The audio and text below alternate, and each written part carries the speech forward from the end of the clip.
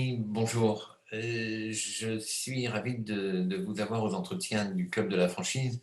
C'est la première fois que nous allons présenter votre activité. Ça s'appelle Makio. C'est un outil qui permet de commander à table dans les restaurants, de payer, de regarder la carte, etc. Alors, vous allez nous présenter tout ça. C'est une entreprise que vous avez lancée juste avant le confinement. Bon, alors, vous nous en parlerez aussi. Et d'où vient cette idée? Qui sont les fondateurs? Bonjour Yves, merci de nous accueillir. Alors l'idée en effet date d'il y a un peu plus d'un an, avant le premier confinement. On est trois associés sur le projet, Greg, Sam qui est restaurateur et moi-même. L'idée elle est venue de nos discussions avec les restaurateurs qu'on connaît bien avant le confinement, avec deux objectifs initiaux. Un premier écologique, c'est-à-dire éviter tout le temps d'imprimer les menus toutes les semaines quand la carte change, etc. Et un souci aussi de permettre aux serveurs d'avoir du temps qualitatif auprès des clients.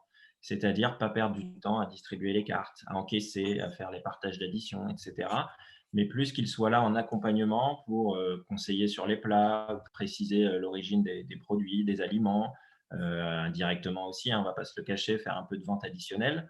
Il y avait ce double objectif qui, in fine aussi, débouche sur un atout et un intérêt économique, puisque les gens, on l'a constaté, hein, commandent davantage avec ce type de solution, d'une part, et d'autre part, les tables aussi, puisqu'on perd moins de temps, notamment au moment du paiement, tournent plus vite, et ce qui permet d'augmenter le chiffre d'affaires du restaurateur ou du gérant de bar.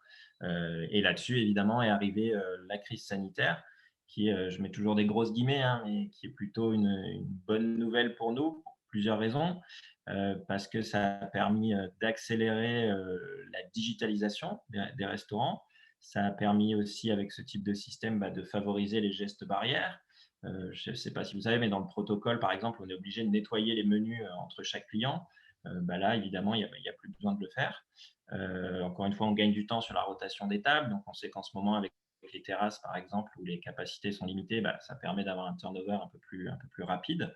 Et puis, je vous dis, les restaurateurs, les gérants de bar sont un peu plus à l'écoute de ce type de solution. Alors, quand vous présentez vos activités, vous parlez beaucoup de la relation client-restaurateur. Vous parlez aussi d'écologie, c'est-à-dire toutes les économies qu'on fait sur le papier et l'environnement dans le monde de la restauration qui évidemment utilise pas mal de choses en plastique, en papier, etc. Et puis, vous dites aussi quelque chose qui m'intéresse beaucoup. Vous dites qu'en utilisant vos services, les clients commandent davantage. Expliquez-nous un petit peu. Tout simplement, c'est ce qu'on a pu constater chez nos premiers utilisateurs, hein. C'est que le fait que ce soit très simple, je vais vous le montrer après, mais de commander, de payer, on est en train de discuter avec ses amis, plutôt que de lever la main 50 fois pour, dans un premier temps, demander la carte, ensuite commander, ensuite éventuellement aller payer. Tout ça en deux clics, tout en continuant à discuter avec son ami. Salut, tu vas bien? Tac, tac, tu veux une bière? Oui, tac, tac. En deux clics, c'est fait, c'est payé, la bière arrive et on gagne du temps. Et voilà, c'est vraiment un QR code que tout le monde connaît qui ressemble à ça. Alors, Le client peut le prendre en photo, il n'y a rien à télécharger de son côté, hein. Et un menu digital apparaît. Là, si vous faites le test, ça va fonctionner. on, Où il y a on va des le voir à photos. l'écran en même temps que vous parlez là. Voilà, donc il y a des photos, il y a la description aussi des plats qui peut être beaucoup plus complète que sur un menu papier. On peut aller beaucoup plus loin, notamment sur les vins par exemple. On peut beaucoup détailler les cépages, etc. Et donc ça, c'est une première étape. Vraiment, on consulte le menu. Et ensuite, on peut aussi cliquer pour commander, créer un panier finalement, c'est comme un panier. On se crée un petit panier avec tous les plats, toutes les boissons qu'on a commandées. Et on peut payer soit de manière instantanée, soit à la fin du repas. C'est au choix du client et au choix du restaurateur aussi. Et notre plus-value, c'est vraiment qu'on est relié directement au système de caisse du restaurateur. Ça veut dire qu'il n'a rien à télécharger non plus de son côté. On est intégré à sa caisse, donc la commande arrive directement sur sa caisse. Il n'a pas d'autres manip à faire et surtout, gros avantage, la gestion des stocks. Que ce soit le matin même, on peut adapter sa carte, via sa caisse et ça se transforme, ça se modifie directement sur le menu digital qui est présenté au client. Et je Ça, suis en cours de service, j'ai plus de tarte au citron, par exemple. Je décoche sur ma caisse, le client d'après qui arrive ne savait même pas qu'il y avait une tarte au citron. Il n'a pas cette frustration de se dire: «Je voudrais une tarte au citron. Ah désolé, on n'en a plus». Voilà. Il y a aussi cet aspect-là qui est intéressant sur, la gestion des stocks finalement en instantané.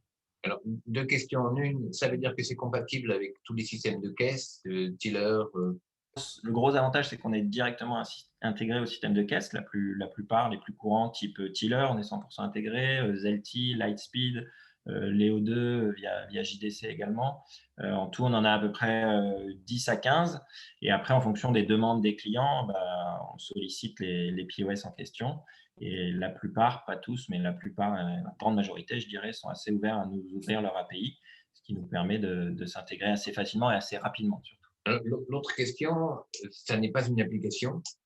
Non, c'est une web app, Bien, donc ça veut voilà. dire que vraiment il y a rien à télécharger pour le client. Il y a rien à payer évidemment pour le client, mais il y a rien à télécharger, non plus. C'est via, son téléphone, l'appareil photo sur iPhone, je scanne et ça apparaît directement. Alors, vous parlez de paiement, même s'il n'y a rien à payer, à part la facture du restaurateur. Est-ce que les convives peuvent partager la note entre eux? Ouais, c'est quelque chose qu'on est en train de développer, qui sera prêt pour la réouverture, totale là, le 9 juin. On pourra partager l'addition du coup, ouais. Ok. Combien ça coûte au restaurateur? Alors, restaurateur, on fonctionne, donc c'est un SaaS, donc on fonctionne sous forme d'abonnement. On est sans engagement, c'est quelque chose qui est important pour nous aussi. Je vous dis, avec nos relations, un de nos associés qui est restaurateur, on est un peu de ce monde-là et on sait les difficultés qu'ils ont connues ces derniers mois. Et on sait aussi qu'ils ont été sollicités par certaines boîtes dans la digitalisation pour le click and collect ou pour des QR codes basiques où juste le menu en PDF apparaissait, qui ont facturé ça assez cher, qui les ont engagés sur plusieurs mois. Nous, on n'a pas envie de ça, donc on est sans engagement aucun, c'est-à-dire vous testez notre solution, ça vous plaît, vous continuez, le mois d'après, vous voulez arrêter, vous pouvez arrêter. Ça, c'est quelque chose qui est important pour nous. Je vous dis déjà par rapport au restaurateur et puis aussi, voilà, on est confiant sur notre solution. On pense vraiment que c'est l'avenir, que dans 2 ans, quasi-totalité des restaurants auront ce type de système. Donc, si on est performant, si c'est 100% efficace, il n'y a pas vraiment de raison qu'ils arrêtent, surtout qu'on n'est pas très cher. Donc, on commence à 19 € par mois pour juste avoir le menu digital. Donc là, en consultation, je vais consulter mon beau menu qu'on va créer pour vous, que vous pourrez vous-même modifier, comme je l'expliquais, en un clic via notre back-office, de manière très simple et très intuitive. C'est une formation de 5-10 minutes, pas plus. Jusqu'à l'option totale où là, vous pouvez commander, payer, vous pouvez avoir le menu en anglais, par exemple, etc., à 99 € par mois. Voilà, donc c'est 2 options et après on a 2 abonnements et après on a plusieurs options. On peut personnaliser le QR code, le mettre à vos couleurs, à votre charte graphique. On peut aussi personnaliser les formats, c'est-à-dire plutôt que d'avoir des petites affiches ou des stickers collés sur la table, on peut proposer ça sur du bois, sur des choses un peu plus jolies, un peu plus design. Voilà, tout un tas d'options qui sont possibles aussi. Alors, vous avez lancé ça pendant le confinement, donc avec toutes les restrictions qu'on connaît. En revanche, ça fonctionne dans un certain nombre d'établissements, notamment à Lille, si j'ai bien compris. Est-ce que les restaurateurs qui l'utilisent ont vu une différence dans l'organisation, le chiffre d'affaires, le respect des gestes barrières, etc. Est-ce qu'on vous en parle déjà? Ah oui, bien sûr. Il y a 2 choses pour l'instant qui plaisent vraiment, c'est, éviter de distribuer les cartes, les menus pour des raisons de temps et des raisons, d'hygiène du coup. Donc ça, c'est vraiment top Et et l'économie? indispensable aujourd'hui. Et ensuite, ce que je disais tout à l'heure, les bars qui l'ont utilisé entre les 2 confinements, malgré, les limites de jauge, malgré le fait que les clients avaient le masque, malgré le fait qu'ils devaient, mettre le masque pour aller, aux toilettes, se lever et cetera, nos clients ont constaté entre 15 et 25% de hausse de leur chiffre d'affaires par rapport à l'année précédente, juste grâce à cette solution, hein. Je vous dis, on commande beaucoup plus facilement et pour l'avoir testé, l'avoir utilisé avec plusieurs amis, c'est vraiment quelque chose d'assez intuitif. C'est comme sur Internet, finalement, quand vous créez un panier, à la base, vous allez acheter une paire de chaussures et vous vous retrouvez avec 3 ou 4 produits que vous avez achetés. C'est un peu le même principe finalement. Puis ça va plus vite, donc on commande plus, quoi. Votre objectif, c'est quoi en termes de développement? Alors on est relativement ambitieux. C'est notre première re start-up à tous les 3, mais on a un peu de bouteille dans différents, domaines. Greg dans le marketing digital, Sam dans le commerce et la restauration et moi-même plutôt dans la communication et le digital aussi. On est incubé à Eura Technologies, un incubateur, reconnu à Lille qui nous accompagne là-dessus, qui nous a accompagnés sur la création, le développement de l'entreprise. Et la prochaine étape, là, on est dans le programme Scale. Donc l'idée, c'est vraiment de grossir rapidement en termes de clients, d'être numéro 1 à Lille, c'est notre premier objectif. Ensuite, de se développer rapidement en France et aussi à l'étranger. On a déjà ouvert un bureau en Espagne, à Barcelone, où on a un city manager sur place. On a une dizaine de clients là-bas. On se développe aussi donc, sur le marché espagnol et demain sur d'autres marchés européens, type Italie, Belgique, par exemple, où on commence à avoir des touches. Et voilà, et on le sait aussi, voilà, pour grandir très vite, à un moment, on aura sans doute besoin d'investisseurs. Donc, on commence à nouer des contacts, on commence à être sollicité sur ce point.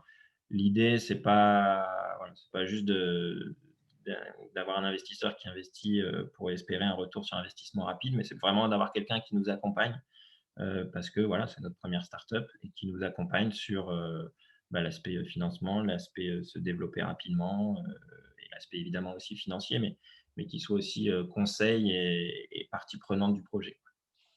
Bien, alors pour conclure, parce qu'on a évidemment peu de temps dans ce format-là, mais vous avez une très jolie marque qui est Makio. Expliquez-nous d'où elle vient. Alors Makio, ça vient de l'indonésien, puisque Greg, un des investisseurs, a vécu Faut nous montrer la mascotte. ouais, a vécu en Indonésie. Et donc Makio en indonésien, ça veut dire bah, viens, on va manger. Et on aimait bien le yo, qui a un côté un peu universel aussi. C'est pour ça qu'on le met en avant sur notre logo. Et on sait qu'en Indonésie, du coup, il y a encore quelques orang-outans, mais qui sont malheureusement en voie de disparition. Donc, du coup, on a fait des orang-outans, de l'orang-outan notre mascotte. Et on est en train de mettre en place l'idée de proposer aux restaurateurs qui prennent notre abonnement de verser une partie à une association de défense pour les orang-outans sur place.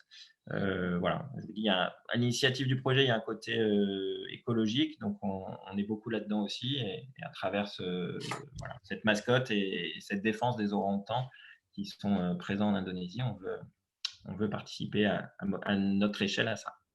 C'est une belle conclusion qu'on soutient largement.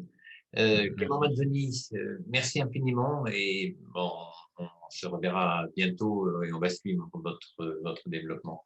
Merci beaucoup. Merci Au beaucoup revoir. Yves pour l'invitation. Bonne journée. Au revoir. Au revoir aussi.